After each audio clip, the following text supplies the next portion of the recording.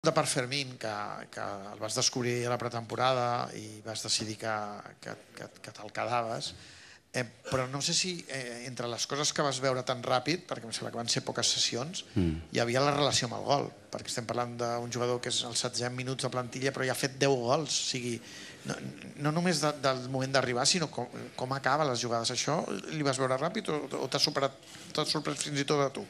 Sí, les qualitats que li vam veure era dinamisme, les dos cames, no perdia pilotes, que es perfilava bé, que arribava bé l'àrea i que al final, si qualsevol exercici de finalització el veus, que té un bon timing, que el fet d'utilitzar les dos cames l'ajuda moltíssim i té molta facilitat per arribar i fer gol. Bé, ens dona molt, ja vaig dir que era un futbolista que personalment m'agradava, ja la sessió al Linares va ser molt bona i el vam veure molt preparat durant la pretemporada, per tant crec que estem davant d'un futbolista que pot estar anys al primer equip. Aquí Xavi, Gerard Ballera de RAC1 en directe al Tu diràs. Et volia preguntar pel partit, no sé quina valoració en fas, no sé si creus que entre el 0-1 i el 0-2 us han creat masses ocasions i si creus que per la situació de l'equip li ha faltat un punt de tensió al jugador, si és justificable que tenint en compte tot el que està passant i la situació de l'equip, el jugador avui pugui sortir aquí amb un punt menys de tensió i hi hagin errades més de les habituals. Jo crec que ens ha contagiat el fet de la situació del rival també, de l'Almeria, de les pèrdues de l'Almeria. Ens ha fet d'alguna manera veure el partit fàcil, senzill, còmode, hem estat còmodes en el joc, l'hem dominat, però sí que és veritat que ens ha faltat contundència. Ells estaven pràcticament entregats a la primera part i ens ha faltat sentenciar-lo a nivell de contundència, penso, en les dues àrees. Hem generat ocasions no tan clares com habitualment i sobretot hem concedit 2 o 3 contres que normalment no les hem de concedir. Jo crec que ens hem contagiat una mica de la situació del rival. Xavi, aquí. Buenas noches. Adrián Alberts para el larguero de la serie Moguts de Ser Cataluña. Permíteme que salga un poco del partido, porque durante la previa ha habido un poco de ruido, no sé si tú eras consciente o no, porque Laporta y Deco no han venido al partido y se ha filtrado que al club no le gustó demasiado tu mensaje realista de ayer, que dijiste que intentaréis competir por todo la temporada que viene, pero que la situación económica del Barça es la que es. No sé si a ti el club te ha dicho algo y cómo valoras que haya ruido ahora con esto. No, a mí personalmente no me han dicho nada, simplemente la relación no cambia. Hemos viajado con el vicepresidente deportivo, con más directivos, todo con normalidad. Simplemente pues dije lo que pienso que es real, que vamos a luchar por todos los títulos, que con toda la ilusión del mundo, con ambición, pero que la situación no es fácil y que estamos trabajando todos y muy bien, además, el club el primero para revertir esta situación, nada más. No cambia absolutamente la realidad, nuestra realidad.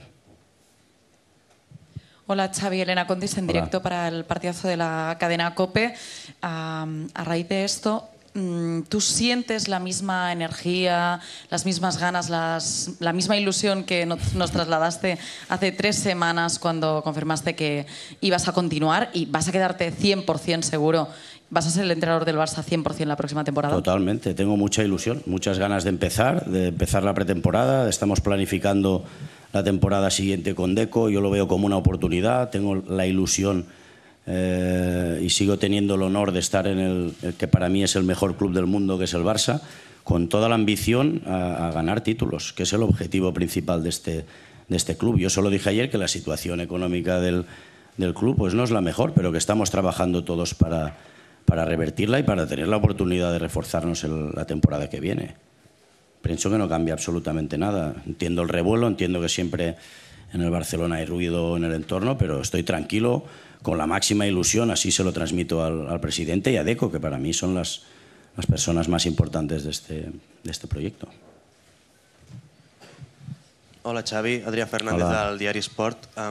Com valores l'evolució d'Héctor Fort en el lateral esquerre, també del partit d'avui, tenint en compte que era una posició en la que, si no m'equivoco, no havia jugat gaire o gens en les categories inferiors i si el veus competint en aquesta posició amb Valde durant la propera temporada? Gràcies. Sí, l'Héctor és un futbolista molt versàtil que pot jugar pràcticament a les 4 posicions defensives, s'incorpora molt bé a l'atac, té potència, defensa bé, centra bé, té bon toc de pilota, és un futbolista de present i de futur del club. No? Surt de casa fantàstic, és molt jove, però ens està rendint molt bé. I té la personalitat, no perd pilotes, bé, molt content en aquestes irrupcions de la casa, de la Masia. Buenas noches, mister. Alfredo Martínez en directo para Radio Estadio Noche de Onda Cero.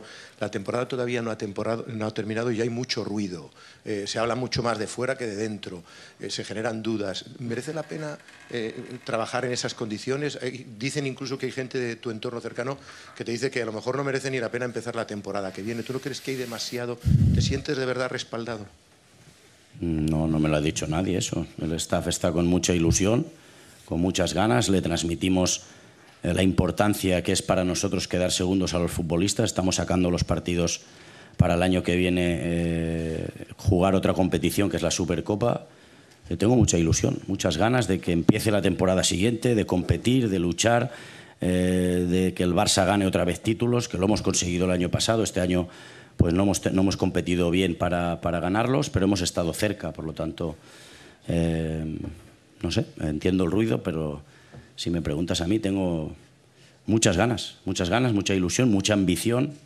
Pienso y estamos planificando con Deco y con el presidente la temporada siguiente, pero lo demás no lo puedo controlar. Pero sí que te puedo decir que el staff, la gente que va a continuar con nosotros el año siguiente, estamos con toda la ambición e ilusión, nada más.